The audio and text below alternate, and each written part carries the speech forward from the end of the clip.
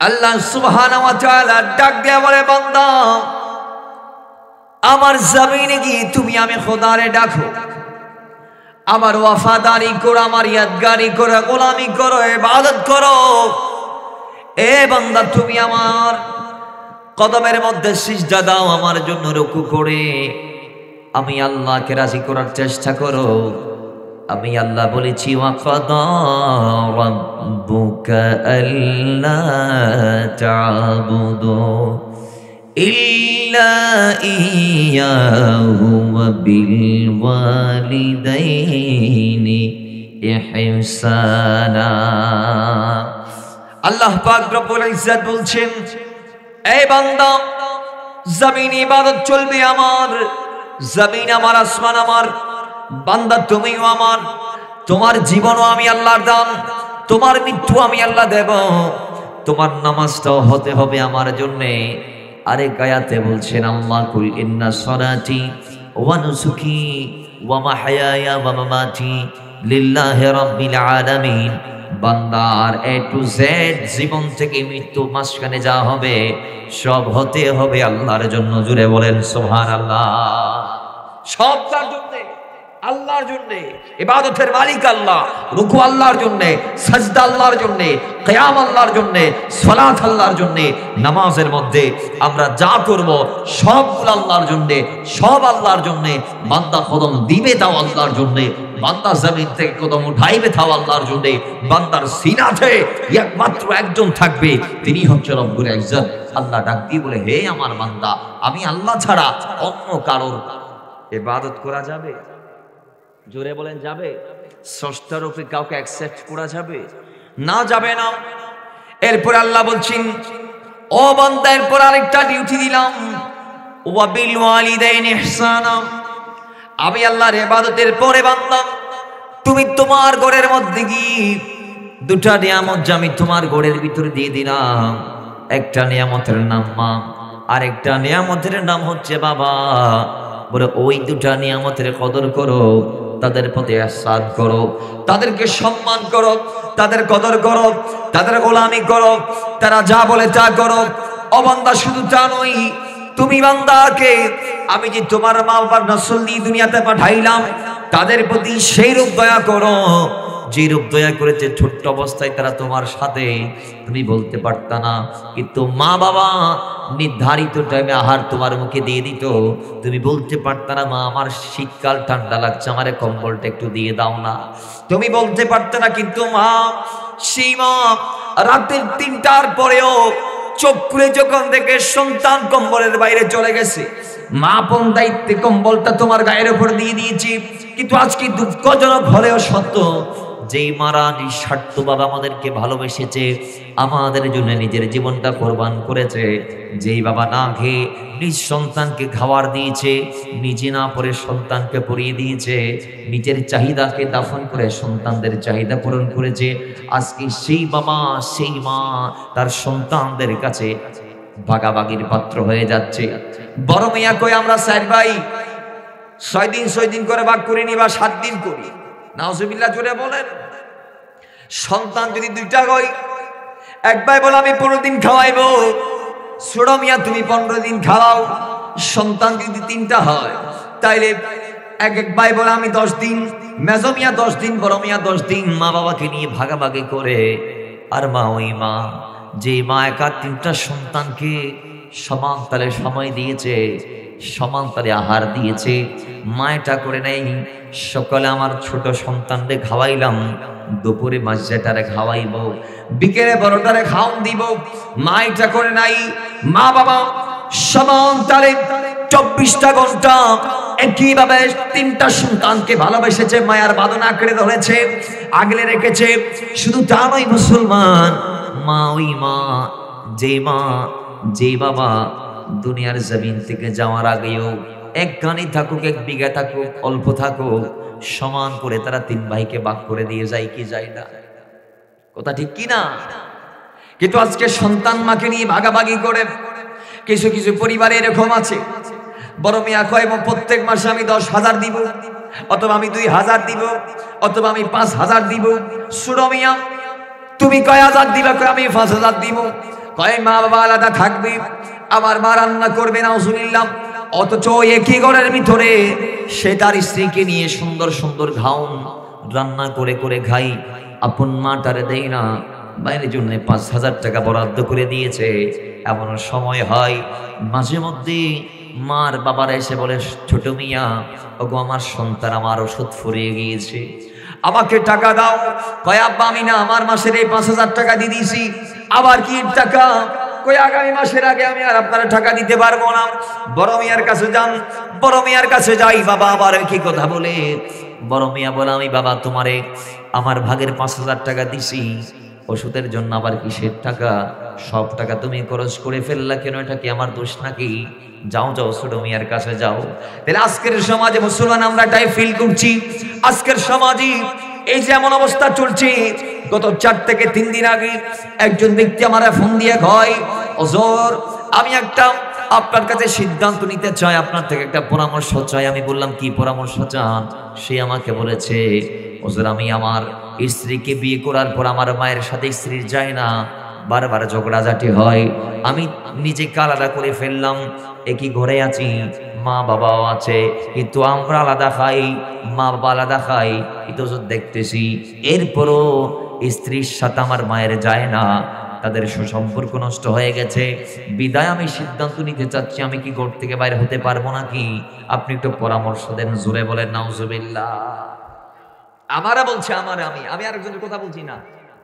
তো সেদিন ৪ তারিখ মাগরিবের পরে, আজকে কয় তারিখ? ৬ তারিখ, গত পরশু রাতে, রাতে না ৩ তারিখ মাগরিবের পরে, যেদিন আমার ভাই আতিক রাজার আপ ছিল, যিনি আমার ডানে বসা ছিল এতক্ষণ, সেই একটা বাচ্চা আমাকে ফোন দিয়ে কথা বলার পর আমি আমার মেজাজকে হারিয়ে ফেলেছি, নিয়ন্ত্রণ আর রাখতে পারি নাই। আমি বলতেছি কোন সমাজে আমরা আজকে বসবাস করছি, যেই সমাজের ছেলেরা সিদ্ধান্ত নিচ্ছে মা বাবার থেকে একেবারে দূরে চলে যাওয়ার জন্য। নাউজুবিল্লাহ দূরে বলবেন না। আমি তার কয়েকটা শব্দ বলেছি। আমি বলছি গালি দেওয়া যদি জায়েজ হতো আপনারা এখন আমি দিয়ে দিতাম, গালি দেওয়া যদি জায়েজ হইতো আমি আপনারা দিয়ে দিতাম। তবে আমি আপনাকে একটা কথা বলছি সাফ করে, এই মুহূর্তে আপনার ফরজ হচ্ছে, আপনার উপর আবশ্যক হচ্ছে আপনার স্ত্রীকে তালাক দেয়া। কি দেয়া? তালাক দেয়া। কারণ যে স্ত্রী আপনাকে আপনার মা থেকে আলাদা করবে, সেটা নবীর বলা ওই স্ত্রী না। নবী যে বলেছেন স্ত্রী দুনিয়াতে আল্লাহ প্রদত্ত শ্রেষ্ঠ একটা নিয়ামতের নাম, ওই স্ত্রী সেই স্ত্রী না যে স্ত্রীর কথা রাসূল বলেছে। তো যেই স্ত্রী সন্তানকে মা থেকে আলাদা করে, সেই তো স্ত্রী না, সে হচ্ছে জালেমা। কথা ঠিক কিনা? সে কি জালেমা? সে আপনাকে জাহান্নামে নিয়ে যাইতে চায়। তা আপনি কি আপনার জান্নাত হারাবেন? বলেন না ভাই, আপনি কি আপনার স্ত্রীর কোথায় চলে আপনার জান্নাত হারাইতে চান? যদি না উত্তর হয় তাহলে স্ত্রী ছাড়া যাবে, মাকে ছাড়া যাবে? জোরে বলুন, মাকে ছাড়া যাবে না। আজকের সমাজে আমরা দেখি অনেক ছেলে বিয়ের আগে মা বাবার তাবেদারি করে। আল্লাহ বলছে ইহসান করার জন্য। কখন বলছে? ওয়াবুদুল্লাহ, আল্লাহর ইবাদত, ওয়ালা তুশরিকু বিহি শাইয়্যা, এবং আল্লাহর সাথে কাউকে সমকক্ষ মনে করা যাবে না। খালেক হিসেবে আল্লাহ একজন, মালিক হিসেবে আল্লাহ একজন।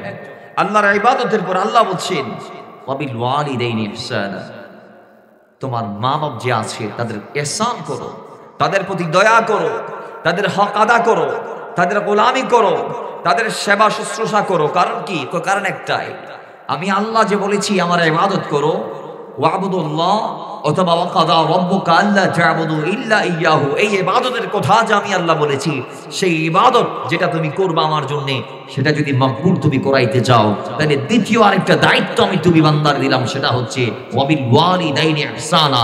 যাও মার কদমে, যাও বাবার কদমে গিয়ে খিদমত করো, ওই ইবাদত সবগুলা মকবুল হয়ে যাবে। জোরে বলেন সুবহানাল্লাহ। সবগুলা কি হয়ে যাবে? মকবুল। কি হবে?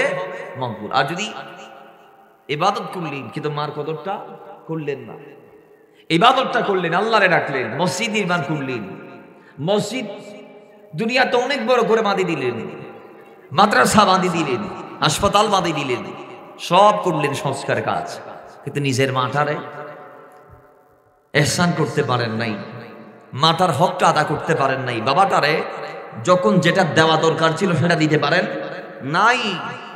আল্লাহ আপনার কোনো নামাজ, রোজা, হজ, যাকাত, সাদকা, ফিতরা, কোরবানি, ইভেন কি আপনার একটা সেজদা পর্যন্ত আল্লাহ কবুল করবে? কারণ একটাই, আপনি মা বাবাকে রাজি রাখতে পারেন।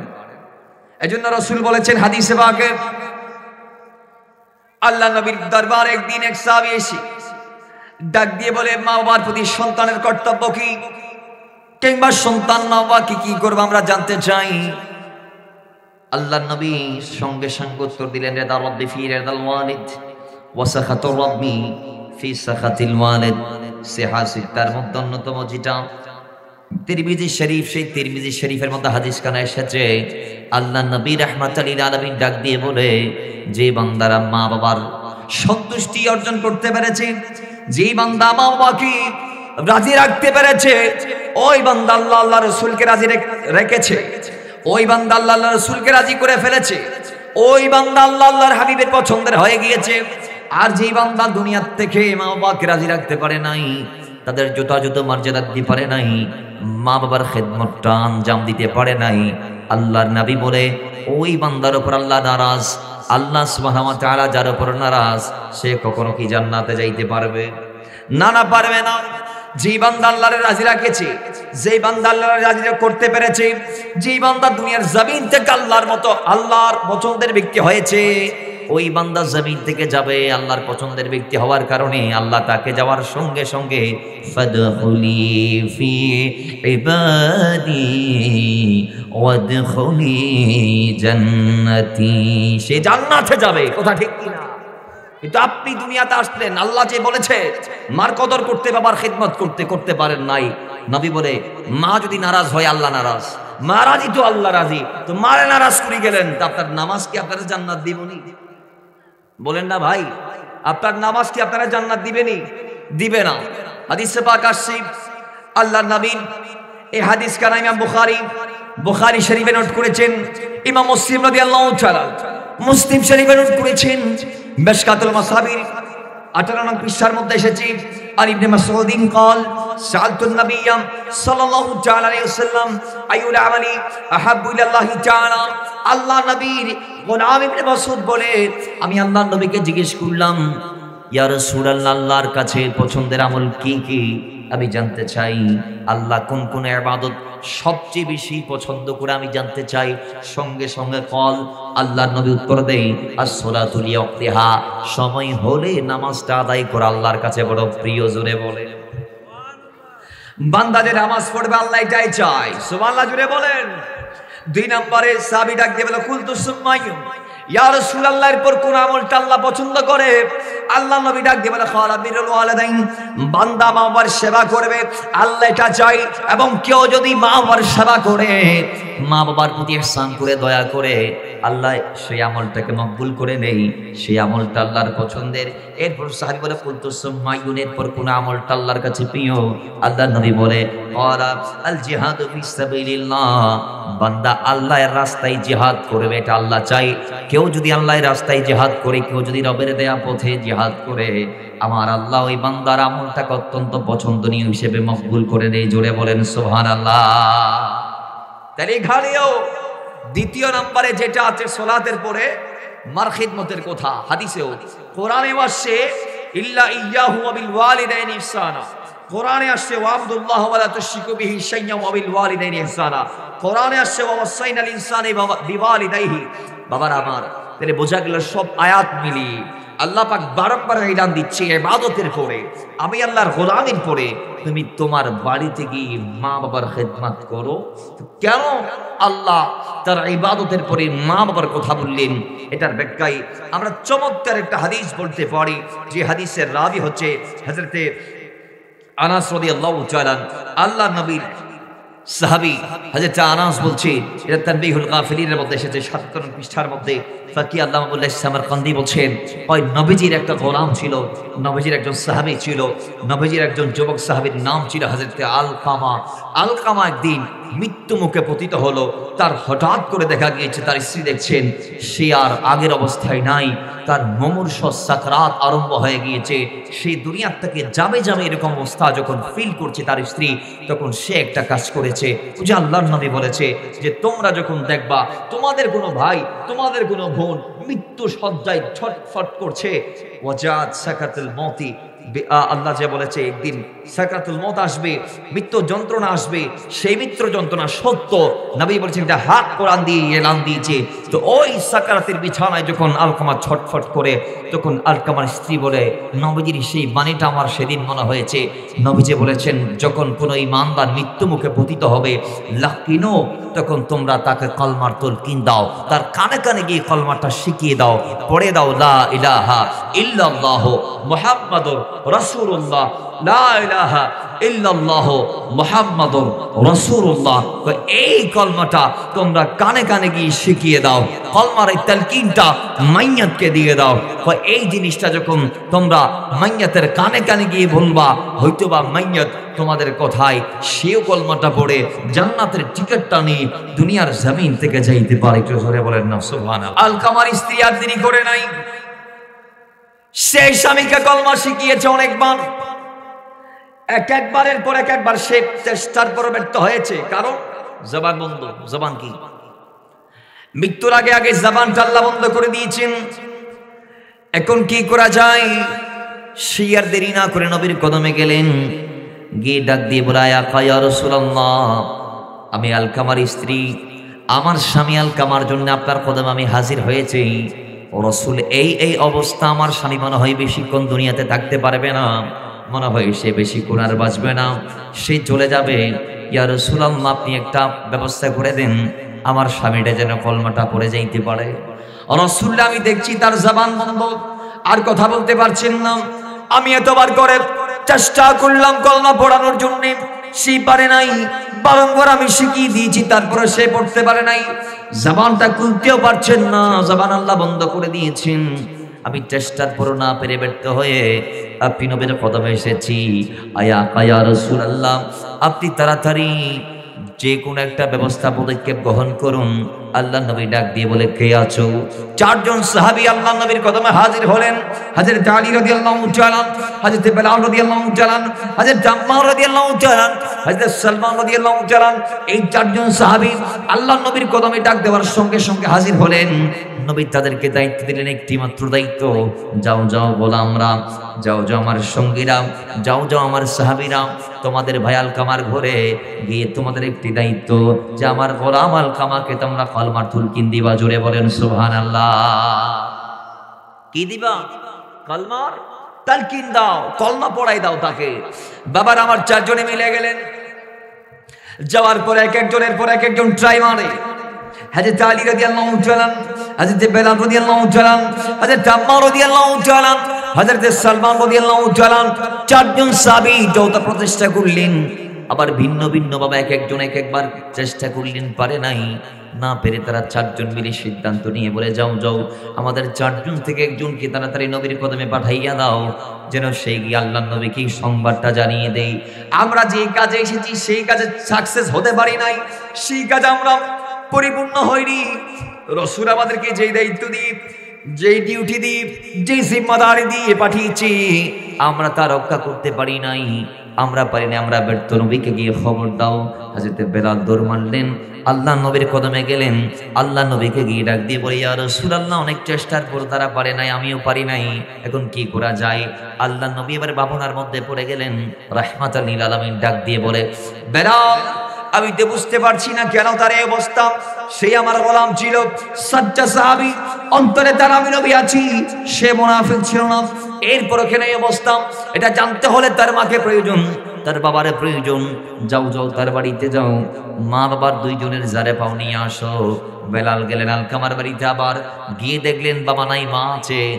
তৎক্ষণাৎ বেলাল মাকে নবীর একটা সালাম দিলেন আর ডাক দিয়ে বললেন, মা, নবী আপনাকে বলেছে আসতে, আর যদি আপনি না আসতে পারেন, আসার ক্ষমতা যদি আপনার না থাকে, তাহলে আসার দরকার নাই।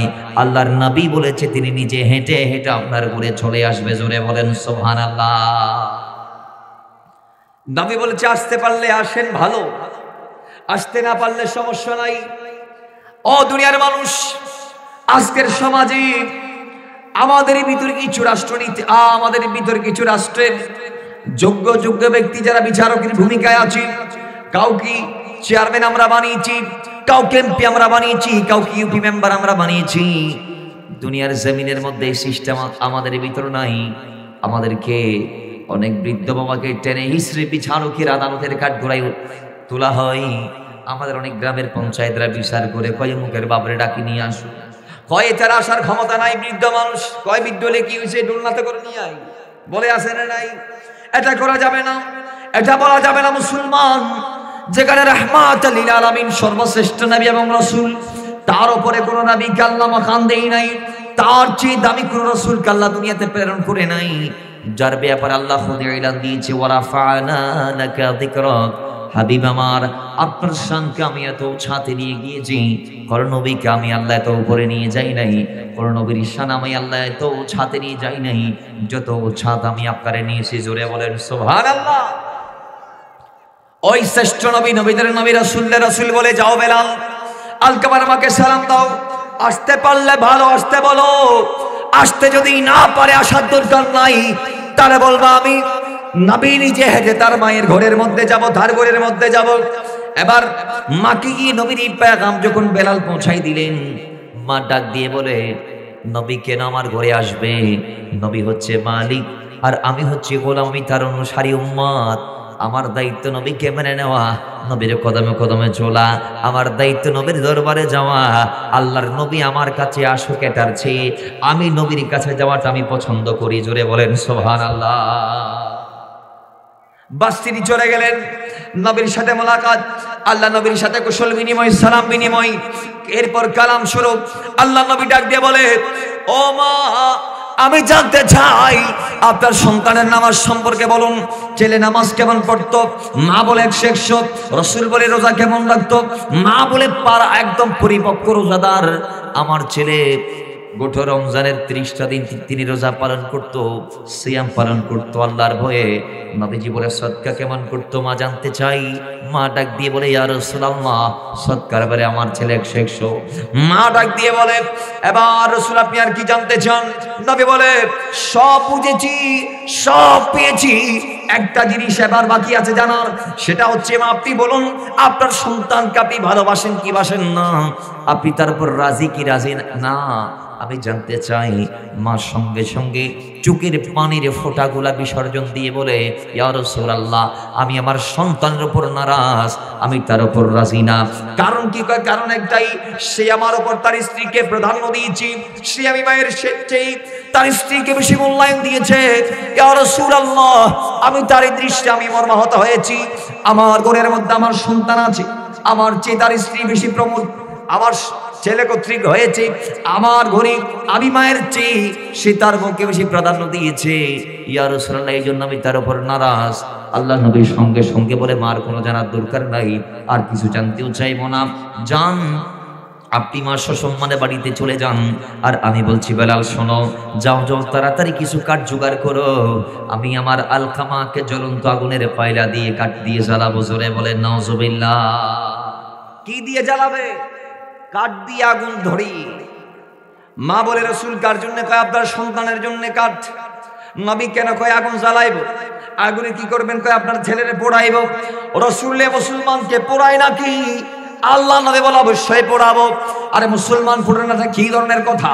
কয় যখন আপনার সন্তান এই অবস্থায় দুনিয়ার জমিন থেকে বিদায় নিবে, তাকে যখন কবরে রাখা হবে, আল্লাহ আপনার ওই সন্তানকে কবরে এমন আগুন দিয়ে জ্বালাবে যেগুলা দুনিয়ার সাধারণ কোন আগুন নয়, যেগুলা জাহান্নামের আগুন।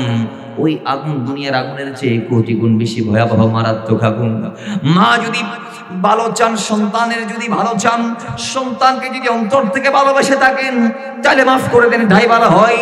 মা আবার চোখের পানির ফোঁটাগুলো আবার বিসর্জন দিয়ে ডাক দিয়ে বলে, ইয়া রাসূলুল্লাহ, আসমানে আল্লাহকে, জমিনে আপনি নবীকে এবং উপস্থিত সাহাবা সকলকে সাক্ষ্য রেখে আমি বলে দিলাম, আমি আমার সন্তানের উপর রাজি হয়ে গেলাম। আমার সন্তান যদি অন্যায় করেছে আমি সব মাফ করে দিয়েছি। জোরে বলেন সুবহানাল্লাহ। সব কি করে দিয়েছি? মাফ করে দিয়েছি। এটা বলতে দেরি। নবী বলে, যাও বেলাল, আলকামার হাল একটু দেখে আসো। আলকামার মুখের জবান খুলে গেছে কিনা, কলমা পড়তে পেরেছে কিনা একটু দেখে আসো। বেলাল বল, আমি দৌড় মারলাম। আমি দৌড় দিই, যাইতে যাইতে আলকামার ঘরে প্রবেশ করতে পারি নাই, উঠান পর্যন্ত গিয়েছি। সেই উঠানে গিয়ে আমি গুড়ের ভিতর থেকে আলকামার কলমার শব্দ শুনতে পাচ্ছি। সেদিন আমার ভাই আলকামা জবান খুলে কলমা পড়েছে, লা ইলাহা ইল্লাল্লাহু মুহাম্মাদুর সাল্লাল্লাহু তাআলা আলাইহি ওয়াসাল্লাম। আলকামা কলমা পড়ে সেদিন জান্নাতে চলে গেছে। নবীর পর আসে, নবী এসে ডাক দিয়ে বলে, আলকামারে বাইর করে আমি নিজের হাতে গোসল দিব। গোসল দিলেন, কাফন পরাইলেন, জানাজার মাঠে নিলেন, নিজে ইমামতি করলেন তার জানাজার নামাজের। এরপর আল্লাহ নবী নিজে বলে, আমি যাব তার কবরে। গিয়ে নিজ হাতে কবর রাখলেন, মাটি দিলেন, সব শেষ। এবার রাসূল ডাক দিয়ে বলে, আমার সাহাবী, তোমাদের সাথে আমার কথা আছে, তোমরা কেউ বাড়িতে যাবে না। রাসূল, আমি নিজে তোমাদের সাথে কথা বলবো। আমি কি বলছি শোনো। সাহাবায়ে কেরাম দাঁড়িয়ে আছে। আরে সাহাবায়ে কেরাম তো ওই সাহাবায়ে কেরাম যারা আল্লাহর নবীর কথা শোনার জন্য 24 ঘন্টা অপেক্ষার প্রহর গুনতে থাকে। জোরে বলে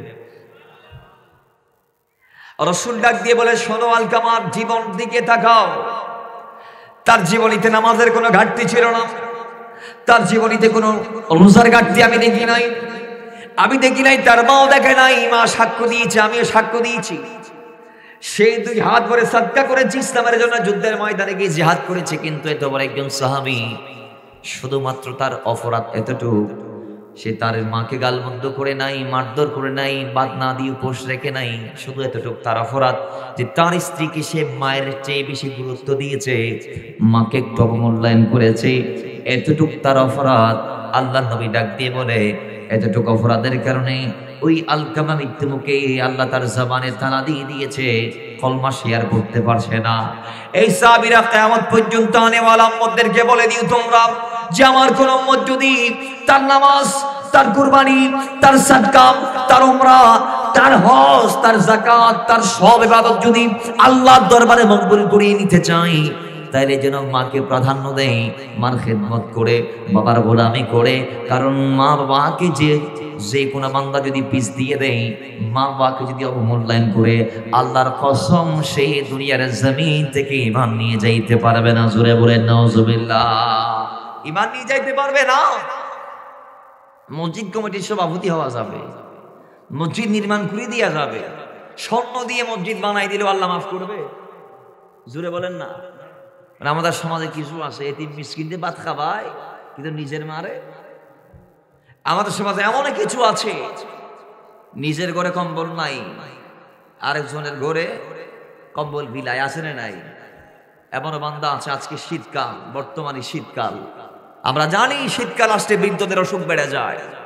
কারণ কয় আল্লাহ তো তাদেরকে দুনিয়ার থেকে নিয়ে যাবেন, এটা এক একটা সিগন্যাল দিবেন। আল্লাহ নবী যে বলছেন, মুসা ইসলাম হযরত জিবরাইলকে, আজরাইলকে জিজ্ঞেস করছেন, হে আজরাইল, তুমি যে বান্দার কাছে হু করে এসে, ধু মেরে, থাবড়ি মেরে, হু করে এসে প্রাণ নিয়ে যাও, এটা কারণ কি? তুমি একটু সিগন্যাল টিগন্যাল দিতে পারো না?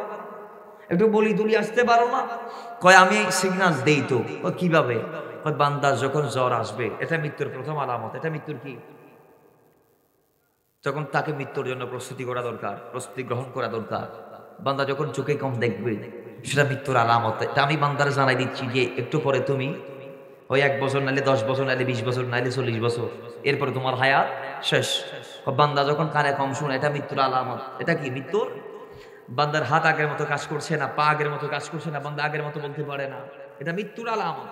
এগুলো এক একটা সিগন্যাল, এগুলো আজরাইল কর্তৃক দেয়া হচ্ছে। কথা বলেন না, ঠিক কি না? তাইলে ওই বান্দা দুনিয়াতে আমরা কেউ থাকতে পারবো? জোরে বলে না, থাকতে পারবো না। একদিন এসেছি দুনিয়াতে, আরেকদিন বিদায় নিব। কিন্তু রাসূল বলে ঈমানটা যদি নিয়ে যাইতে চাও, তোমার সমস্ত ইবাদত যদি আল্লাহর দরবারে মকবুল করাইতে চাও, তাহলে আল্লাহর ওই বিধানের দিকে দেখাও যেটা সূরা বনী ইসরাইলের 23 নং আয়াতে আল্লাহ বলেছে, ওয়াকাদা রাব্বুকা আল্লাহ তা'বুদু ইল্লা ইয়াহু ওয়া বিল ওয়ালিদাইনি ইহসানা। আল্লাহর ইবাদতটা যদি মকবুল করাইতে চাও, তাহলে মার খেদমত করে বাবার গোলামি করো। জোরে বলেন সুবহানাল্লাহ। যদি মারে বাদ দাও, আল্লাহর ইবাদত করো, তাহলে হবে? বেঁচে যাবে মৃত্যুর আগে। বাইরা আমার,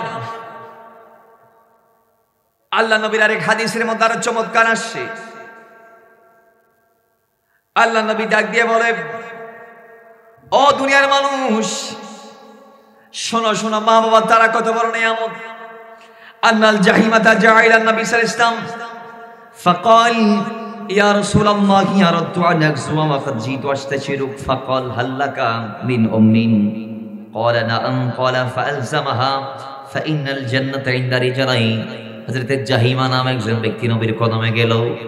জাহিমা নবীর কদমে গিয়ে ডাক দিয়ে বলে, ইয়া রাসূলুল্লাহ, ও নবী, জানতে চাই আমি যুদ্ধের ময়দানে যাইতে চাই, আমাকে একটু পরামর্শ দিন। আমি যাব কি যাব না, আমি গেলে ভালো হবে কিনা আমি জানতে চাই।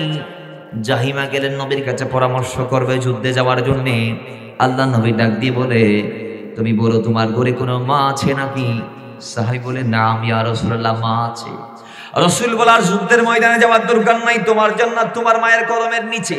ফাইনাল জান্নাত ইনদা রিজালাই। হযরত ইমাম আহমদ রাদিয়াল্লাহু তাআলা এবং ইমাম নাসাই রাদিয়াল্লাহু তাআলা, ইমাম বাইহাকি রাদিয়াল্লাহু তাআলা তাদের নিজ নিজ কিতাবের মধ্যে এই হাদিসটা কোট করেছে। মিশকাতুল মাসাবির মধ্যে এসেছে হাদিস খানা। আল্লাহ নবী ডাক দিয়ে বলে, ফাইনাল জান্নাতা ইনদা রিজালাই, তোমার জান্নাত আল্লাহ যুদ্ধের ময়দানে রাখে নাই, তুমি সন্তানের জান্নাত আল্লাহ রেখেছে তোমার মায়ের কদমের নিচে। জোরে বলেন সুবহানাল্লাহ। তাহলে সন্তানের জান্নাত কোথায়? মার কদমের নিচে। আজকে আমরা সেই কদম ছেড়ে দিয়েছি, স্ত্রীকে অ্যাকসেপ্ট করে নিয়েছি। স্ত্রী বলছে, হয় তুমি আমার নিয়ে থাকবা, নাতে মারে নিয়ে থাকো। সন্তান বুঝতেছে, হয় স্ত্রীরে 10 লাখ টাকা দেন, মর তো দিছি, তোমার তো আর সারতে পারি না, ঠিক কি না? মারা ছাড়ি দিলেও মা কিন্তু মারা সাইতো না, সন্তানও জানে। এই জন্য মারা বাদ দিয়ে দিয়েছে, স্ত্রী নিয়ে আলাদা হয়ে গিয়েছে, দেখছি আলাদা হয়ে গিয়েছে। কত বড় নাউজুবিল্লাহি মিন যালিক, আমাদের সন্তানগুলো আজকের দিনে কত বড় বেওয়াফা হয়ে গিয়েছে। যাপন গড়ে, যে গড়ে আছে এটাও মার ঘর, এটা বাবার ঘর। সেই মা বাবার ঘরে সন্তান থাকছে আলাদা হয়ে, এবং দেখছিও আলাদা, খাওন দান সব আলাদা, কিন্তু বিটা বাড়ি খার। জোরে বলেন না, খার ঘর। মা বাপের ঘরত দেখছি আলাদা করি খানা হার। এন্ডিল্লি কিছু বেওয়াফা, বেহায়া, নির্লজ্জ, নিকৃষ্ট, ইথর আর সমাজে আছে না নাই? একটু কথা বলেন, আছে না নাই? আছে। কত বড় বিবেকের ভারসাম্যহীনতা তাদের হয়ে গিয়েছে, কত বড় দুর্বল বিবেক তাদের হয়ে গিয়েছে, যে আমি যার ঘরে আছি, ঘরটাও তো আমার মা, ঘরটা আমার বাবা, কিন্তু সেই ঘরে আমি আলাদা হয়ে গেলাম। আমার মাকে আমি আমার খাওয়ান দিলাম না, আমার বাবাকে আমার নির্ধারিত অর্জিত অর্থের থেকে একটা ভাগ আমি দিলাম না। দেখেন কত বড় নির্লজ্জ হয়ে গিয়েছে আজকের দিনের সমাজ, কত বড় নির্লজ্জ আমাদের সন্তানগুলা। অথচ আল্লাহর কোরআন বলছে যে দুনিয়ার মানুষ, তোমরা মা বাবার কদর করো। কদর দূরের কথা, কদর দূরের কথা, অন্তত সুপ্রিম রেসপেক্টটা দিতে না পারলে, আল্লাহ যে বলেছে উত্তম ব্যবহারটা তাদের সাথে করো, এটা করতে না পারলে অন্তত তাদের একটা দায়িত্ব আছে, তাদের প্রয়োজনীয় যা যা লাগবে, অসুস্থতার সময় সেবা, ইত্যাদি ইত্যাদি, তাদের গোসলের পরে যে সেবা শুশ্রূষাটা লাগবে, তাদের কাপড়টা চোপড় ধৌত করা, তাদের মমর্ষ টাইমে তাদের পাশে থাকা, তাদেরকে হিম্মত দেয়া, সাহস যোগানো, তাদের অসুস্থতার সময় পাশে থেকে তাদের খেদমত করা, এগুলা তো দূরের কথা। এমন হয়ে গিয়েছে আজকের দিনে, কয় আমার চাকরি তো চট্টগ্রামে, আমার মা বাবা থাকে রাঙ্গুনিয়ায়, তা আমি কেমনে এখানে থাকবো? আমি আমার স্ত্রীটারে নিয়ে কোথায় চলে গেলাম? চট্টগ্রামে চলে গেলাম, সেখানে বাসা ভাড়া করিয়ে আসি, সেখান থেকে মাসে মাসে নির্দিষ্ট একটা অর্থ আমি আমার মা বাবার জন্য রাঙ্গুনিয়াতে পাঠাবো। কত বড় নালায়েক সন্তান! High high high high! দেখেন, সন্তান যদি চাইতো বাই চান্স তার পরিবারকে যদি তাকে চট্টগ্রাম শহরে নিয়ে যাইতে হয়, তাহলে সে কি তার পরিবারের সাথে তার মা বাবারে নিয়ে যাইতে পারতো না? তা মা বাবা কি পরিবারের বাইরের মানুষ নাকি রে? মা বাবা কি পরিবারের বাইরের মানুষ? তা আপনি আপনার যে সন্তানকে নিয়ে শহরে গেলেন, আপনার স্ত্রীকে নিয়ে শহরে গেলেন, একদিন সে আপনার সন্তান আপনাকে ফেলে আরেক শহরে চলে যাবে। কথা ঠিক কিনা বলেন? আল্লাহ কারো দিন কারোর জন্য রাখে না। দুনিয়াতে আল্লাহ কারোকে কারো জন্যে রাখে না। দিন পার হয়ে যায়, রাত গুজার হয়ে যায়, কিন্তু মাথায় রাখবেন, আপনার কারণে যদি দুনিয়াতে কারো দুর্দিন নেমে আসে, সেই দুর্দিন দিন শেষে ফিরে আবার আপনার কাছে আসবে। আল্লাহ যার যতটুকু প্রাপ্য দুনিয়া আখিরাতে তাকে ততটুকুই দিবে। কথা ঠিক কি না? আল্লাহ বোঝার তৌফিক দান করুন, আমিন পড়েন। তো মুহাব্বতে দরুদ পড়ে আল্লাহুম্মা সাল্লি মাওলানা মুহাম্মাদ ওয়া আলা আলি সাইয়্যিদিনা। মদিনার গোলামি আমাই দে ও মদিনা ওয়ালা, মদিনার গোলামি আমাই দে, মদিনার গোলামি আমাই দে ও মদিনা ওয়ালা, মদিনার গোলামি। আরে ও মদিনা মনোবারা, তোমায় কেমনে পাবো মোরা, ও মদিনা মনোবারা,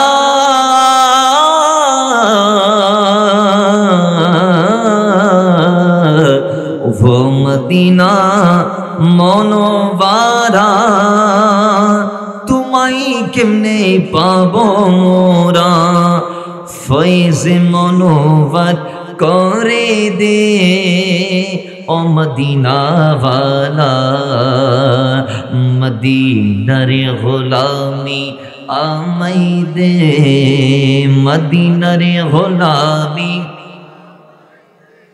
ও মদিনা ওয়ালা, মদিনার গোলামি আমাই দে। স্বর্ণ চাঁদি রূপা চাই না, চরণে দুলিত কামনা, স্বর্ণ চাঁদি রূপা চাই না,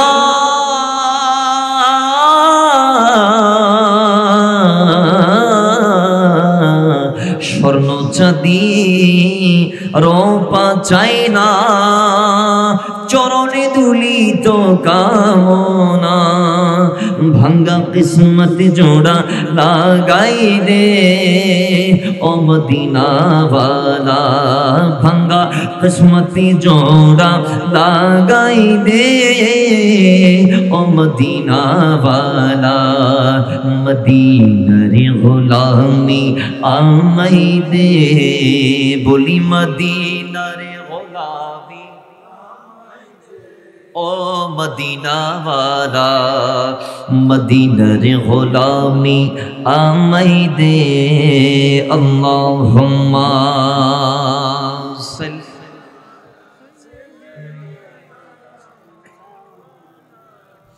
ওয়া আলা আলি সাইয়্যিদিনা। শুধু তা নয়, রাসূল বলেছেন যে কোন সন্তান যদি তার মায়ের চেহারার দিকে একবার তাকায়, কয়বার? সে একটা কবুল হজের সওয়াব পেয়ে যাবে। সুবহানাল্লাহ, জুড়ে বলেন। বাবারা আমার, আল্লাহ নবী রাহমাতুল লিল আলামিন বলেন, একবার তাকাইলে একটা কবুল হজের সওয়াব। সাহাবী যাকে বললেন সে বলে, ইয়া রাসূলুল্লাহ, আমি যদি দুইবার তাকাই আল্লাহ আমাকে কি দুইটা কবুল হজের সওয়াব দিবেনি? আল্লাহ নবী ডাক দিয়ে বলে, অবশ্যই। তুমি যদি দুইবার মায়ের চেহারার দিকে মহব্বতের দৃষ্টি দিয়ে তাকাও, আল্লাহ তোমাকে তোমার আমলনামায় 2টা কবুল হজের সওয়াব দিয়ে দিবে। জোরে বলেন। সাহাবী বলে যদি আমি 3বার টাকায় কয় আল্লাহ তোমার 3টা কবুল হজের সওয়াব দিবে। সাহাবী বলে রাসূল আমি যদি বারংবার তাকাই বারবার তাকাই তাহলে কি আল্লাহ বারবার দিবেনি? কয় অবশ্যই দিবে। আল্লাহ ধনভাণ্ডারে কি সওয়াবের কমতি আছে? তা আপনি যে সন্তানকে নিয়ে আপনার স্ত্রীকে নিয়ে যে কক্সবাজারে চট্টগ্রামে ডাকাতে সরে গেলেন, বৃদ্ধ মা বাবার রাঙ্গুনিয়াতে রেখে গেলেন, তা আপনি ডাকাতে বড় ফ্রাজে থাকবেন বটে, কিন্তু আপনি মার চেহারা দেখার সুযোগ পাবেন। আর যদি ওই মা বাপরে ডাকাতে নিয়ে যাইতেন, কক্সবাজারে নিয়ে যাইতেন, আপনার সঙ্গে রাখতেন আপনার কি ফ্ল্যাটে বাসায়, তাহলে আপনি ঘরে সকালবেলা বের হওয়ার সময় তাদের চেহারার দিকে একবার তাকাইতেন, একটা কবুল হজের সওয়াব পেয়ে যাইতেন। আপনি জানতেনও না আপনার যে কবুল হজের সওয়াব প্রত্যেকদিন হচ্ছে। এটা সুবহানাল্লাহ জুড়ে বলেন। চাকরি শেষে বাড়িতে ফিরলেন, মার দিকে একবার তাকাইলেন, সালাম দিলেন, আরেকটা কবুল হজের সওয়াব।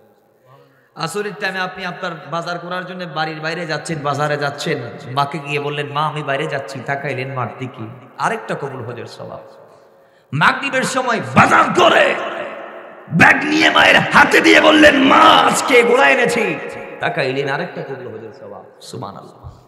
রাতের বেলায় মাকে খাওয়ানোর জন্য ডাকতে গেলেন তার হুজরাই, চেহারার দিকে তাকাইলেন, আরেকটা কবুল হজের সওয়াব। মায়ের হাতটা ভালো করে ধুইয়ে দিলেন, খাওয়ার টেবিলে বসেছে মা, মায়ের পাতে আস্তে আস্তে তুলে দিচ্ছেন, চেহারার দিকে তাকাই তাকাই মা মজা লাগছে জিজ্ঞেস করতেছেন, একবার তাকাচ্ছেন, এক একটা কবুল হজের সওয়াব নিচ্ছেন। আজকে আমাদের সন্তানরা এগুলো জানে? এ বলে না জানে? এগুলো মায়ের সাথে ব্যবহার করে দাস দাসীর ব্যবহার। কির ব্যবহার বলে না, কির ব্যবহার, দাস দাসীর ব্যবহার করে মায়ের সাথে।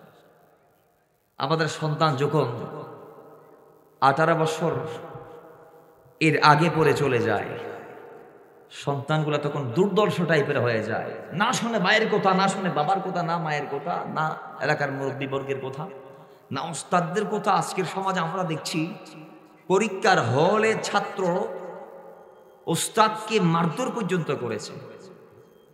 কথা ঠিক কি না? আমরা আজকের সমাজ এটাই দেখছি। আজকের সমাজ আমরা দেখছি সন্তানের হাতে বাবা মা তুম। ওই যে ঐশিক আপনারা ভুলে গিয়েছেন হয়তো, একজন পুলিশ অফিসারের মেয়ে কোটি টাকার ফ্ল্যাটে থাকে, লাখ টাকা যার প্রত্যেক দিনের হাত খরচ, পুলিশের অনেক বড় কর্মকর্তা যার বাবা, সেই তার মেয়েকে লাখ লাখ টাকা দিয়েছে কিন্তু গাইড দিতে পারে নাই, তার মেয়েকে ছেড়ে দিয়েছে। সঠিক তার মেয়েকে সে গাইডলাইন দিতে পারে নাই বিদায় পরবর্তীতে মেয়ে যখন আউট অফ কন্ট্রোল, নিয়ন্ত্রণের বাইরে চলে গেছে, মা বাবা যখন তারে বারণ করতেছে, ইয়াবার টাকা না দেওয়ার অপরাধে নিজের মেয়ের হাতে মা বাবা রাতের বেলা খুন হয়েছে। কথা ঠিক কি না? আজকের সমাজ আমরা এটাই দেখছি। চট্টগ্রামের রসকালী নিজের বাবার সন্তান 4 পিস নাকি 3 পিস করছে। কয় পিস? 3 নাকি 4 পিস করছে নিজের সন্তান। আমরা দেখছি পটিয়াতে নিজের সন্তানের বুলেটে মায়ের মৃত্যু হয়েছে। কথা ঠিক কি না?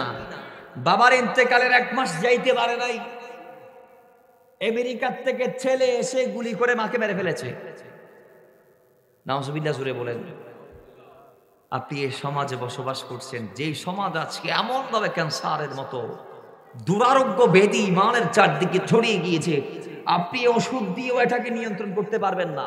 তা আপনি যদি আজকে ওষুধ না দেন, কালকের জন্য অপেক্ষা করেন, তাহলে কালকে ক্যান্সার তো দিনের পর দিন বাড়ে, সারা শরীরে ছেয়ে যায়, ছড়িয়ে যায়। তো আজকে যদি আপনি এটার বিরুদ্ধে প্রতিবাদ না করেন, সমাজের এই দুর্ভিক্ষের ব্যাপারে যদি আপনি সচেতন না হয়ে, আপনি যদি সচেতন হয়ে যদি এক একজনের জায়গা থেকে যদি সোচ্চার হয়ে আওয়াজ দিতে পারেন, গর্জন দিতে পারেন, তাহলে দেখা যাবে ইনশাআল্লাহ আল্লাহ আল্লাহ চাহেন তো এই সমাজ থেকে একদিন এই দুর্ভিক্ষ দূর হয়ে যাবে।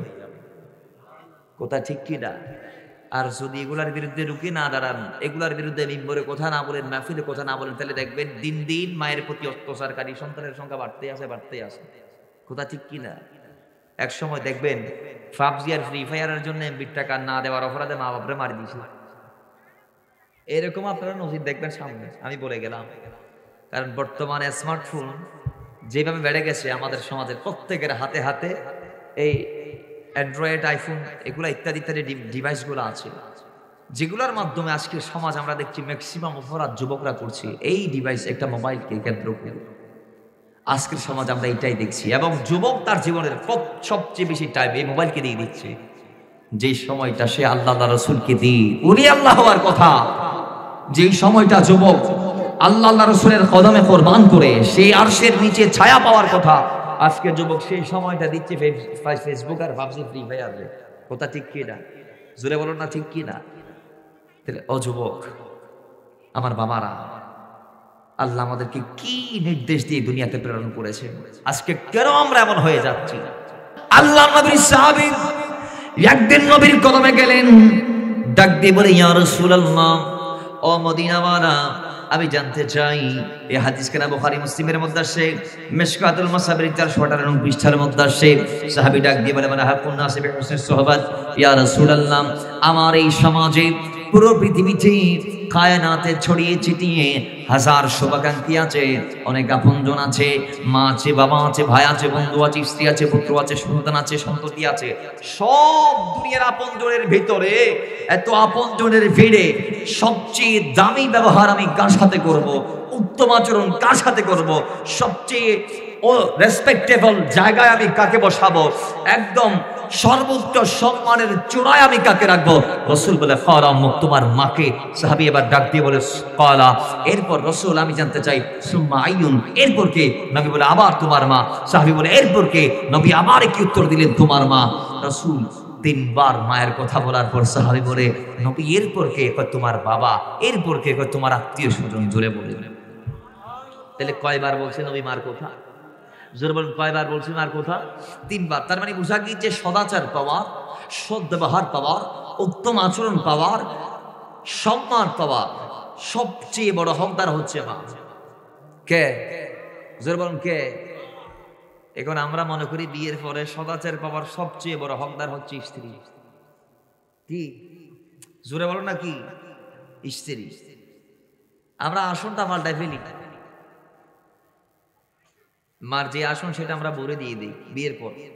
কারে দেই? বউরে দিয়ে দেই।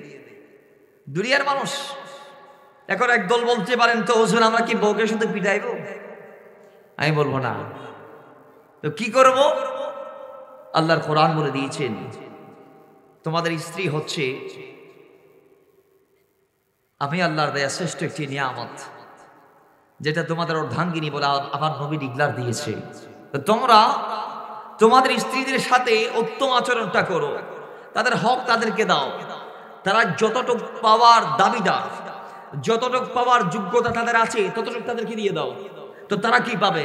তারা আমাদের ভালোবাসা পাবে, তারা আমাদের স্নেহ পাবে, তারা আমাদের আন্তরিকতার ভাগিদার, তারা আমাদের লাইফ পার্টনার, তারা আমাদের অর্ধাঙ্গিনী, তারা আমাদের সুখ দুঃখে পাশে থাকবে। এজন্য স্ত্রীকে সম্মান তাকে দিবেন, স্নেহটা করবেন, ভালোটা ভাসবেন, স্ত্রীকে ভালোবেসে বুকে রাখবেন। আর মা, তার ভালোবাসা তাকে দিবেন, তার সম্মান তাকে দিবেন, তার হক তাকে দিবেন, তার গুরুত্ব তাকে দিবেন, তার যে কদর কোরআন করতে বলেছে তার কদরটা তাকে করবেন। সেই মাকে কদর করে মাথার উপর উঠাই রাখবেন। জোরে বলেন সুবহান। কোনদিন মাথার থেকে নিচে নামানো যাবে? আর সিনার স্ত্রীকে উপরে উঠানো যাবে? বাস এতটুকু, ফায়সালা এতটুকু। স্ত্রী থাকবে বুকে, মা থাকবে মাথার উপর। কোনদিন মাথারটা নিচে নামাবেন না, বুকেরটা উপর উঠাইবেন না। আল্লাহ যার যতটুকু প্রাপ্য তাকে ততটুকু দেওয়ার তৌফিক দান করুন, আমিন পড়েন। আজকের সমাজ আমরা কিছু দেখি মা পাগলা, ঠিক আছে, কিন্তু বউরে পিটায়। মাও এন্ডিলে মা ফোয়া বাইর দিত না, আইলে মতের বউর বিরুদ্ধে অফুর তোর বউ আনলে এনে বুঝছি এই শুরু হইয়ে দিয়েন ফাইয়েন দি বউ ফিরে এবার এন্ডিলে নজিরও আসলে বউরে মারতে মারতে করার তো বাইরে বাইর করে ফেলে। এলাকার মানুষ আই সুরন করে এন্ডিল কিছু নদীর আসলে নাই। স্বামী স্ত্রী তো আল্লাহ বনুর দেখি দুনিয়াতে এমন কোনো ব্যক্তি নাই জীব হইতে পারতো না আল্লাহ আর বললাম মনোমালিন্য নয়, এখন না কেউ হইতে পারিব না, হইতে পারিব না। তবে স্ত্রীদের সফলতা কোথায়? স্ত্রীদের সফলতা হচ্ছে স্বামীর সন্তুষ্টিতে, সন্তানের সফলতা মা বাবার সন্তুষ্টি, মা বাবার সন্তুষ্টিতে সন্তানের সফলতা, আর স্ত্রীর সফলতা হচ্ছে স্বামীর সন্তুষ্টিতে। কারণ কোন মহিলা মৃত্যু শয্যায় যাওয়ার সময় যদি তার স্বামী তার উপর নারাজ থাকে, সে কলমা পড়ে যাইতে পারবে না। একইভাবে কোন সন্তান মৃত্যু মুখে যাওয়ার আগে তার মা বাবা যদি তার উপর নারাজ থাকে, সে মৃত্যু মুখে কলমা পড়ে যাইতে পারবে না। তদ্রূপ স্ত্রীদের বেলায়ও একই, স্বামী যদি তার উপর নারাজ থাকে, সে দুনিয়ার থেকে কলমাহীন যাবে, কবরে আল্লাহ তাকে কষ্ট দেবে। আমরা সবাই জানি, সে হাসিকতার মধ্যে অনেক বর্ণনা আসে এবং নুজহাতুল মাজালিসের একটা বর্ণনা আমি আপনাদেরকে শেয়ার করছি যে একজন মহিলা তিনি আল্লাহর দরবারে মানত করেছে, মাওলা আমার সন্তান অসুস্থ, সন্তানকে যদি সুস্থ করে দাও, 7 দিনের জন্য আমি কবর খনন করে মাটির নিচে ঢুকে যাব। এখন সন্তানকে আল্লাহ মায়ের ওই মানতের সাদকায় আল্লাহ সুস্থ করে দিয়েছে। এখন মার দায়িত্ব কি? তার মানতটা আদায় করা, ঠিক কিনা? তার মানত কি করা? তো মানত করছে দুনিয়ার জমিন থেকে চলে যাবে, কবর খনন করে কবরে ঢুকে যাবে 7 দিনের জন্য। তো কবর খনন করছে, ঢুকে গেছে, উপরে ছাড়াল দিছে, মাটি দিয়েছে সন্তান। বাবার আমার ওই মহিলা সেই কবরের চারদিক দিয়ে হাত দিয়ে দেখা যায় অন্ধকারের ভিতরে একটা দরজার মতো দৃশ্য দেখা যায়। দরজাটা তিনি ধাক্কা দিয়েছে, খুলে গিয়েছে, দেখে একটা বিরাট বাগান। বাগানে সেই মহিলা কদম দিয়ে এবার দেখে ওই সুন্দর সুন্দর ফলযুক্ত গাছযুক্ত বাগানে একটা সুন্দর কুরসিতে, দামি কুরসিতে একজন মহিলা বসা আছে। দামি একটা পাখি তাকে তার পাখা দিয়ে বাতাস করছে। একটু পরে গেলেন, দেখতে পাইলেন আরেকটা মহিলা, যার মাথার মগজগুলা একটা পাখি টুট দিয়ে কামড় দিয়ে দিয়ে খাচ্ছে। এই দৃশ্য দেখার পরে এই মহিলাকে জিজ্ঞেস করা হয়েছে, ওই বাগানে 2টা মহিলার সাক্ষাৎ আমি পাইলাম, একটা আগে আর একটা পরে তুমি, কারণ কি জানতে চাই। ওই মহিলাকে কেন তার পাখি বাতাস করছে পাখা দিয়ে জানতে চাই, আর এই পাখি কেন তোমার মাথার মগজ খাই টুক দিয়ে ঠুকরিয়ে ঠুকরিয়ে জানতে চাই। ওই মহিলা ডাক দিয়ে বলে, মা শুনেন শুনেন, যেই মহিলা সুন্দর পোশাক নিয়ে দামি কুরসিতে বসা, ওই মহিলা যাকে পাখি বাতাস করছে তার ডানা দিয়ে, ওই মহিলা এমন একটা মহিলা যে মহিলা দুনিয়ার থেকে তার স্বামীকে রাজি করে আসতে পেরেছে। তার ইন্তেকালের সময় তার স্বামী তার উপর রাজি থাকার কারণে আল্লাহ আজকে তার কবরটা জান্নাতের বাগান বানিয়ে দিয়েছে। জোরে বলেন সুবহানাল্লাহ। আর আমি মহিলা দুনিয়ার থেকে আসার সময় স্বামী আমার উপর নারাজ ছিল, বিদায়ী অবস্থা। আপনি যখন দুনিয়াতে যাবেন 7 দিন পরে, আমার স্বামীর ঠিকানা আমি আপনাকে দিয়ে দিচ্ছি, তার কাছে যাবেন, বলবেন আমি তার থেকে মাফ চেয়েছি, সে যেন আমারে মাফ করে দেয়। এখন 7 দিন পর ওই মহিলার সন্তান তাকে এসে কবর থেকে বের করলেন। ওই মহিলা কবর থেকে বের করে ওই স্বামীর কাছে গেলেন, যে স্বামী সন্তুষ্টি না হওয়ার কারণে তার স্ত্রী কবরে কষ্টে আছে। তার স্বামীর কাছে গিয়ে বলে, হুজুর এই অবস্থা, আপনার স্ত্রী একটা পেগাম দিয়ে পাঠিয়েছে কবর থেকে আমাকে, হয় এই ওয়াকিয়া লাস্ট স্ত্রীর অনুরোধ হচ্ছে তাকে যেন আপনি মাফ করে দেন। তো স্বামী বলে, ঠিক আছে, আমি আমার স্ত্রীকে মাফ করে দিয়েছি। জোরে বলেন সুবহানাল্লাহ। এদিন রাতে স্বপ্ন দেখছে ওই মহিলা, এদিন রাতে স্বপ্ন দেখছেন ওই মহিলাটাও জান্নাতের একটা কুরসিতে বসা এবং সুন্দর একটা পাখি তাকেও পাখা দিয়ে বাতাস করছে। তাহলে এটা কি জন্য হয়েছে? ওই স্বামীর সন্তুষ্টির কারণে। সুবহানাল্লাহ বলবেন না? এই জন্য স্বামীর সন্তুষ্টিতে স্ত্রীর কল্যাণ নিহিত। স্বামীর রেজার উপরে স্ত্রী জান্নাত পাবে। আর সন্তান তার ক্ষেত্রে হচ্ছে সে তার মা বাবাকে রাজি রাখবে, তার মা বাবার সন্তুষ্টিতে তার কল্যাণ নিহিত। তার মাকে সে রাজি রাখতে পারলে জান্নাতের দরজা 8টি তার জন্য উন্মুক্ত, যেটা দিয়ে মন চাই সেটা দিয়ে প্রবেশ করবে। জোরে বলেন সুবহানাল্লাহ। তাহলে আল্লাহ যাকে তার যোগ্য প্রাপ্য যেটা, সে প্রাপ্যটা দেওয়ার তৌফিক দান করুন, আমিন পড়েন। বাবার আমার সাহাবীকে রাসূল এই জন্য বলে দিয়েছেন, তোমার মা, তোমার মাই তোমার কাছে সবচেয়ে বেশি পাবে, সবচেয়ে দামি ব্যবহার, উত্তম আচরণ তুমি তোমার মায়ের সাথে করবা। সাহাবী বলে এরপর, নবী বলে তোমার মা, সাহাবী বলে এরপর কে? নবী কি উত্তর তোমার মা বলে দিলেন। এরপর সাহাবী বলে এরপর কে? এরপর তোমার বাবা। এরপর কে? তোমার আত্মীয় স্বজন। এখানে স্ত্রী আছে, সন্তান আছে, দুনিয়ার সবাই আছে। ও দুনিয়ার মানুষ, এইভাবে আল্লাহ নবী 3বার সেই হাদিসে মার কথা বললেন। কেন বললেন? কি কারণে বললেন? নবী বলার পিছনে কারণটা কি? কারণ অসংখ্য আছে, 4টি কারণ আমরা বলবো। তার আগে একটি কারণ আমরা বলি। আইয়ামে জাহেলিয়ায় আল্লাহ নবী দেখতে পাইলেন সমাজে নারীদের ভিতর সবচেয়ে অবহেলার শিকার তার মারা হচ্ছে। মা সমাজে কোনো কদর পায় না, সন্তান থেকে মায়ের কোনো গুরুত্ব নাই। আল্লাহ নবী বলে ওই সময় বারের বিলাল আমি দুনিয়াতে কদমটা দিয়ে মাদের সম্মানকে আকাশচুম্বী করে দিয়েছি। জোরে বলেন সুবহানাল্লাহ। আমি এসে মার দাম বাড়িয়ে দিয়েছি, বাড়াইতে বাড়াইতে মার কদমের নিচে আমি বলে দিয়েছি ইন্নাল জান্নাতা তাহতা কদামিল উম্মাহাত, মার কদমের নিচে ফুলার জান্নাত। মার কদমের নিচে ফুলার কি? ফুলা যদি জান্নাত পাইতে চায় তাহলে সে তার মায়ের কদমে যাইতে হবে, তাকে তার মায়ের কদমের নিচে যাওয়া লাগবে। কারণ কি? কারণ হচ্ছে জান্নাত তো মার কদমের নিচে। কোথায়? মার কদমের। আপনি খানে কাবাতে গেলেন, মার কদমে যান নাই, হইছে? আপনার উচিত হচ্ছে মার কদমে যাওয়া। কোথায় যাওয়া? মার কদমে যাওয়া। কারণ আপনার কল্যাণ, আপনার জান্নাত। হাদিস পাক আসে, আল্লাহ নবী রাহমাতুল লিল আলামিন ইরশাদ করছেন, এক সাহাবী আল্লাহ নবীকে ডাক দিয়ে বলার পরে নবীজি এইভাবে বললেন, মা হাক্কুল ওয়ালিদাইনি আলা আহাদি আলা ওয়ালাদিহিমা। নবীর কাছে যখন জিজ্ঞেস করা হয়েছে যে ইয়া রাসূলুল্লাহ, সন্তানের উপর মা বাবার হক কি? নবীজি এতটুকু বললেন, হুমা জান্নাতুকা ওয়া নারুকা, তারা তোমাদের জান্নাত আর জাহান্নাম। তারা তোমাদের জান্নাত আর কেমন সম্ভব? সম্ভব এই কারণে যে ছেলে মার খেদমত করবে, বাবার খেদমত করবে, সে জান্নাত পাবে। আর যে খেদমতের পরিবর্তে খেয়ানত করবে, গোলামির পরিবর্তে ওয়াফাদারির পরিবর্তে বেওয়াফাই করবে, সে জাহান্নামে যাবে। সে কোথায় যাবে? জোরে বলেন, কোথায় যাবে? জাহান্নামে। কারণ হচ্ছে জান্নাত আল্লাহ মায়ের কদমের নিচে রেখেছে। কোথায় রেখেছে? তো যে মাকে রাজি রাখতে পারবে সেই জান্নাতে যাবে, যে মার খেদমত করতে পারবে সেই জান্নাতে যাবে। আপনি ভাবছেন আমি খেদমত কেমনে করবো? আমি কামাই রোজগার করি দৈনিক 300 টাকা, মাসে 9000 টাকা, নিজে চলতে পারি না, মারে কেমনে চালাইবো? আপনি মা বাবার দায়িত্ব নেন। আমি বলবো আপনি রিক্সাওয়ালা হন, সমস্যা নাই, আল্লাহ আপনাকে বরকত দিবে। সুবহানাল্লাহ জুড়ে বলেন। খোদার কসম, হাদিসে পাক আসছে মার খেদমত করলে আল্লাহ কয়েকটি নিয়ামত দান করে, তার মধ্যে একটা রিজিক বেড়ে যায়। কি বেড়ে যায়? 2 নম্বর সম্মান বেড়ে যায়। 3 নম্বর ওই সন্তানকে আল্লাহ দুনিয়ার জমিনে বেগাইরে হিসাব রিজিক দান করে তার সম্মান বাড়ায়, তার হায়াত বাড়িয়ে দেয়। কি বাড়িয়ে দেয়? এবং গোটা দুনিয়াটা তার জন্য আল্লাহ তার কদমের নিচে করে দেয়, তার হাত হস্তগত করে দেয়, হাতের ভিতর করে দেয়। সে দুনিয়াতে যেটা চাই সেটা করতে পারবে ইনশাআল্লাহ। আপনারা দেখবেন দুনিয়াতে বর্তমানে যারা উড়াচ্ছে, উড়াই ফেলতেছে, উড়াদুরা, এরা সবাই মায়ের দোয়া নিয়ে বড় হয়েছে। কথা ঠিক কিনা? দুনিয়াতে বর্তমানে ম্যাক্সিমাম সফল ব্যক্তি মা দোয়া নিয়ে। মা বা হিন্দু হোক, বুদ্ধ হোক, খ্রিস্টান হোক, নবী বলে মার সাথে উত্তম আচরণটা করো। এবার হিন্দু হইলেও বললে দুর্ব্যবহার করা যাবে না।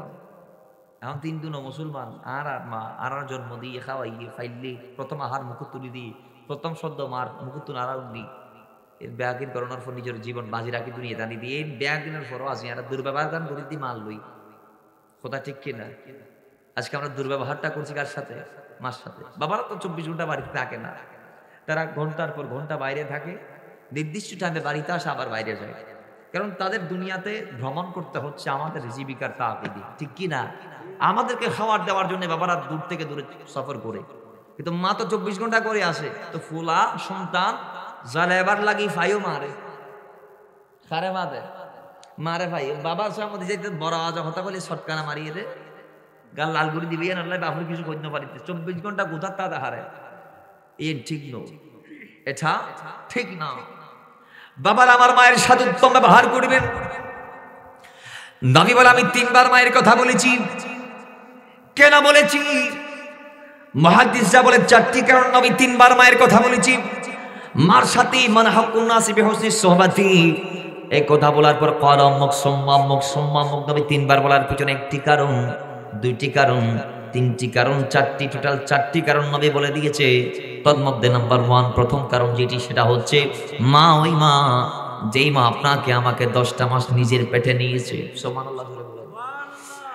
সেই 10টি মাস আপনি আমি মনে করছি এমনি এমনি কেটে গেছে, না না, এক একটা সেকেন্ড গিয়েছে এমন ভাবে কোটি বছরের মতো খবর হয়েছে। ভালো করে 10টা মাস খাইতে পারে নাই, চলতে পারে নাই, বলতে পারে নাই, উঠতে পারে নাই, যেমন চাই করতে পারে নাই। কদম দিতে তাদেরকে সতর্কতা অবলম্বন করতে হয়েছে, কাজ করতে সতর্কতা অবলম্বন করতে হয়েছে। ভালো করে খাইতে বসেছি, মাছ খাওয়াতে উঠতে হয়েছে, কান্না করে করে রুমের ভিতর প্রবেশ করতে হয়েছে, সন্তান লাথি দিয়েছে মার পেটে। এইভাবে হাজার আঘাত আমি আপনি আমার আপনার মাকে করেছি। এজন্য আল্লাহ নবীর গোলামরা বলছেন, মুহাদ্দিসরা বলছেন, কয় আল্লাহ নবী 4টি কারণে মার কথা 3 বার বলেছি। তোর মধ্যে প্রথম কারণ হচ্ছে ওই কারণ যে আপনার মা আপনার ওই ডিম্বাণুটাকে, আপনার দেহটাকে নিজের পেটের ভিতরে 10টি মাস ধরে লালন করেছে, পালন করেছে। মার রক্তগুলো আল্লাহ আপনাকে আহার বানায় খাইয়ে দিয়েছে। এই জন্য নবী 3 বার মার কথা বলছে। 2 নং কারণ মা ওই মা যেই মা নিজের জীবনটা বাজি রেখে সন্তানকে দুনিয়াতে আনে। অনেক সময় দেখা যায় এমন মূর্ছ অবস্থা হয়ে যায়, ডাক্তাররা বলে আজকে হয়তো রোগীকে আমরা বাঁচাইতে পারবো, নাইলে ওই সন্তানটারে বাঁচাইতে পারবো। ওই মা বাঁচবে, নাইলে ছেলে বাঁচবে, ওই ছেলে বাঁচবে, নাইলে মা বাঁচবে। ডাক্তাররা বুট করে মিটিং করে আমাদের ডাব্বা আম্মা দাদা দাদি নানা নানিদেরকে ডেকে আনে, বলে আপনারা কি মাকে বাঁচাইতে চান না সন্তান বাঁচাইতে চান? স্বামীকে কই আমি স্বামী, কই আপনি আপনার স্ত্রীকে বাঁচাইতে চান না সন্তানটা বাঁচাইতে চান? স্বামীকে আমি আমার স্ত্রীকে বাঁচাইতে চাই। আমার স্ত্রী হচ্ছে গাছ, আমার সন্তান হচ্ছে ওই গাছের ফসল। ওই গাছের ফল, যদি গাছ থাকে ফলের অভাব হবে না। গাছকে বাঁচান, ফলের দরকার নাই। মা এবার যখন শুনতে পেরেছে বা তার স্বামী বলছেন যে আমার গাছকে লাগবে, সন্তানটাকে লাগবে না, তখন অনেক সময় মারা ডাক্তারদেরকে ডাক দিয়ে বলে, ডাক্তার সাহেব জীবন মৃত্যুর সন্নিকট আমি দাঁড়িয়ে, এই জীবন মৃত্যুর সন্দিগ্ধ আমি দাঁড়িয়ে বলছি আপনাকে আমার স্বামীর সাথে কি কথা হয়েছে আমি জানতে চাই। ডাক্তার আমি দুনিয়াটা ভালো করে দেখতে পারছি না, আপনাদের কথাগুলো আমার আর ভালোভাবে কানে আসছে না। আমার হাত পা গুলা ফুলে গেছে, অকেজ হয়ে যাচ্ছে, প্যারালাইসিসের মতো হয়ে যাচ্ছে। আমি আগের মতো হাঁটতে পারছি না। আমার সব বডির কন্ডিশনটা একদম অচল টাইপের হয়ে গেছে। ডাক্তার আমি মনে হয় কিছুক্ষণ পরে মারা যাব। এই মৃত্যুর আগ মুহূর্তে আমি জানতে চাই, মিথ্যা বলবেন না, স্বামীর সাথে কি কথা শেয়ার করছেন আমার একটু বলে দেন। ডাক্তাররা বলে মিথ্যার দরকার নাই, আপনার কন্ডিশন ভালো না, ওই আপনি বাঁচবেন না, রে সন্তান বাঁচবে। আপনার স্বামী সিদ্ধান্ত দিয়ে দিয়েছে না দেওয়ার। কই স্বামী কি দিয়েছে, কি বলেছে? কই আপনার স্বামী বলে দিয়েছে আপনাকে লাগবে, সন্তান তারে সে চায় না। জোরে মা বলছি সেদিন প্রত্যেক মা একই উত্তর দিয়েছে। প্রত্যেক মার উত্তরে এটা যে ডাক্তার দুনিয়ার আলো বাতাস আমার দেখা হয়ে গিয়েছে, দুনিয়াতে আমি সবার ভালোবাসা পেয়েছি। আমার মা আমাকে মা হিসেবে যতটুকু দেয়ার দিয়েছে, আমার বাবা কন্যা হিসেবে আমাকে যতটুকু দেয়ার দিয়েছে, আমার শাশুর বৌমা হিসেবে যতটুকু দেয়ার আমাকে দিয়েছে, আমার শাশুড়ি মা আমাকে বৌমা হিসেবে যতটুকু দেয়ার দিয়েছে, দুনিয়াতে আমি একটা শ্রেষ্ঠ স্বামী পেয়েছি যে আমাকে নিজের জানের চেয়ে বেশি ভালোবাসে। আমার স্বামী তার যোগ্য প্রাপ্যটা সে আমাকে দিয়েছে, আমার যোগ্য প্রাপ্যটা। ডাক্তার দুনিয়ার সব আমার চিরচেনা জানা, এই দুনিয়াতে আমার থাকার আর কোনো মানসা নাই, বাসনা নাই, চাহিদা নাই, আশি নাই। আমি চাই আমার জীবনের বিনিময়ে আমার নবজাতকটা দুনিয়াতে আসুক। জুড়ে বলেন সুবহানাল্লাহ। মুফাসসিরগণ বলছে, মুহাদ্দিসগণ বলছে, এই নবী মার কথা 3 বার পিছনে 4টি কারণের দ্বিতীয় কারণ এটা, মা নিজের জীবন বাজি রেখে সন্তানকে দুনিয়াতে আনে। এরপরে মা ওই মা তৃতীয় কারণ, যে মা আপন সন্তানকে মাত্র তার দুনিয়াতে আসার পরই প্রথম আহার তার শাল দুধ, কি দুধ? শাল দুধ যেটাকে বলে, যেটা বাচ্চা দুনিয়াতে আগমনের পর প্রথম আহার দুনিয়াতে, সেই প্রথম আহারটা মাই দেই, তাও নিজের দুধের বাট থেকে। জোরে বলেন সুবহানাল্লাহ। চতুর্থ কারণ হচ্ছে মা ওই মা যে মা সন্তানকে গোটা জিন্দেগিটা বিনা পারিশ্রমিকে দিয়ে দেয়। দুনিয়াতে যত শ্রমিক আছে, যত ওয়ার্কার আছে, প্রত্যেকের কাজের মূল্য আছে, প্রত্যেকটা শ্রমিকের শ্রমের মূল্য আছে না নাই? কেউ দিন শেষে পায়, কেউ মাস শেষে পায়, ঠিক কি না? আবার চাকরি শেষেও একটা বিরাট অঙ্কের অ্যামাউন্ট আছে, যেটাকে আমরা রিটায়ার্ডের পরে যে প্রাপ্যতার টাকা সেটা বলি আর কি, পেনশন বলি, পেনশন ভাতা। বাবার আমার তো, কিন্তু মা হচ্ছে ওই একজন যোদ্ধার মা, ওই একটা শ্রমিক হচ্ছে মা, যে শ্রমিক দিন রাত 24 ঘন্টা, দুনিয়াতে তো ওভার টাইম করলেও 8 ঘন্টা চাকরির পরে 3 ঘন্টা, 1 ঘন্টা, আধা ঘন্টা যা ইচ্ছা ওভার টাইম আমরা করি, কিন্তু মা 24টা ঘন্টা সন্তানকে শ্রম দেয়। সকালে সবার আগে মা উঠে সন্তানদেরকে ডেকে দেয়, নামাজ পড়ার পর ওই যে সন্তান খাবার খাবে, নাস্তা হোক ভাত হোক, সেটাও মা রেডি করে। মা রেডি করার পর সন্তান বসে আছে, মা বসে নাই, সে সবগুলা প্রস্তুত করে মজুদ করে রাখে টেবিলের উপর। এবার ডাকতে যায় সন্তানকে, আয় বাবা খা। খাওয়ার পরে সবাই উঠে যায়, কিন্তু মা উঠতে পারে না। সেই খাওয়ার পরে পরিত্যক্ত যে থালা বাসন আছে সেগুলা মাকে আবার নিয়ে যাইতে হয় কিচেনে। সেখানে গিয়ে আমরা যে যার যার মতো আছি, মা কিন্তু কাজ করছে, সেগুলা ধুচ্ছে, মুছতেছে, আবার ঘরটা ভালো করে পরিপাটি করছে। সন্তানরা ঘুম থেকে উঠে বিছনাটারে নোংরা করে ফেলেছে, সমস্ত বিছনা মা ঝাড়ু দেওয়ার পর আবার ঠিকঠাক করলো। উঠান ঘাটা গড় যা আছে ঝাড়ু দিয়েছে। এরপরে মা সন্তানের জন্য জুহুরের খাবারটা প্রস্তুতির জন্যই সে কাজে লেগে গিয়েছে। প্রস্তুত করতে করতে সকাল গড়িয়ে দুপুর চলে আসছে। এবার সন্তান যখন দুপুরে বাড়িতে ফিরেছে, সন্তানের গোসলের ব্যবস্থাটা করে গোসল শেষে বাথরুম থেকে বের হওয়ার আগে আগে মা হচ্ছে ওই মা যেই মা সন্তানের খাবারটা মজুদ করে ডাইনিং টেবিলে রেখে দিয়েছে। সন্তান খেয়েছে, উঠে আবার ঘুমে, মা ঘুম নাই, সবার পরে খায়, সবার আগে উঠে। দুনিয়াতে সবচেয়ে ডিউটি বেশি মা।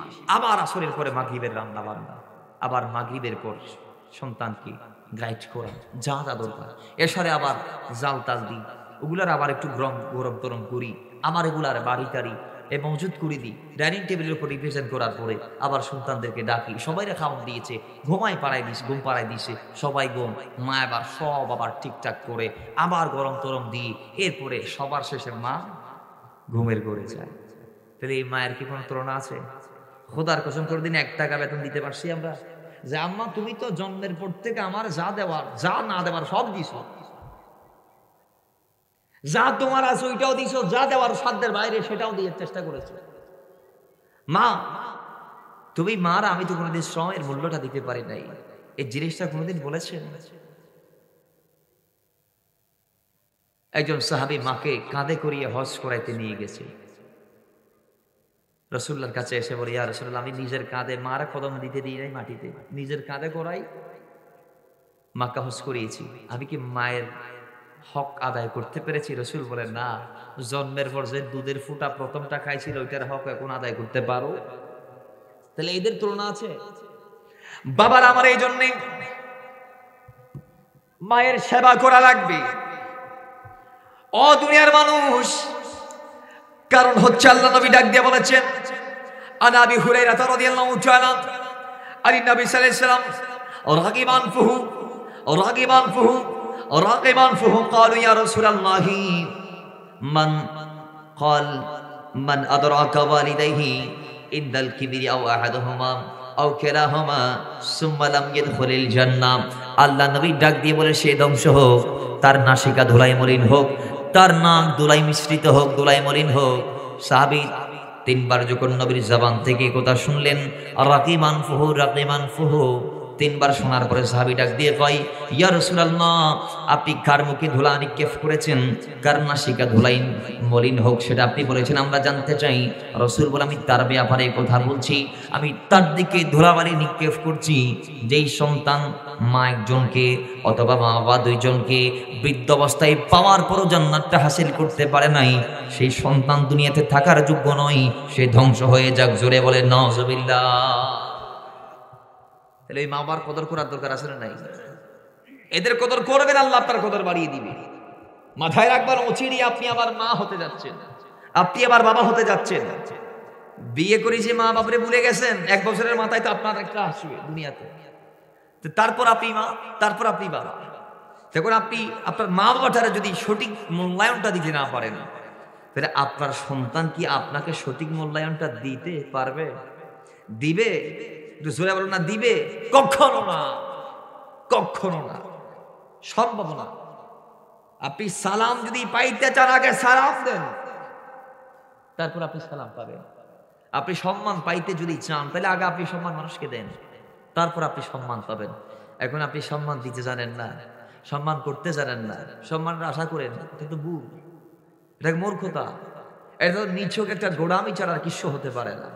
তা আপনি যদি সম্মানের আশা করে, তাহলে আপনাকে সম্মান দিতে আগে। তা আপনি যদি আপনার সন্তানদের থেকে মূল্যায়নটা চান, তাহলে আপনি আপনার মা বাবাকে আগে মূল্যায়ন দেন। আপনি আপনার মা বাবার কদর করেন, তাদের প্রতি ইহসান করেন। ইহসানের জাযা আল্লাহ বলেছেন, হাল জাযাউল ইহসান ইল্লাল ইহসান, ইহসানের জাযা হচ্ছে ইহসান দিয়ে। এটা কোরআন কর্তৃক সাবেত। তা আল্লাহ কোরআনে বলছে, ওয়াবিল ওয়ালিদাইনি ইহসানা, তোমরা তোমাদের মা বাবার প্রতি ইহসানটা করো। ইহসান যদি করতে পারেন, আল্লাহর কোরআন আবার এলান দিচ্ছে, হাল জাযাউল ইহসান ইল্লাল ইহসান। আল্লাহ ওই ইহসানের জাযা তোমাকে ইহসান দিয়ে দিবে। কিভাবে? তুমি যখন সন্তান হয়ে মা বাবার খিদমত করবা, তখন তোমার সন্তানও তোমার খিদমত করবে। জোরে বলেন না সুবহানাল্লাহ।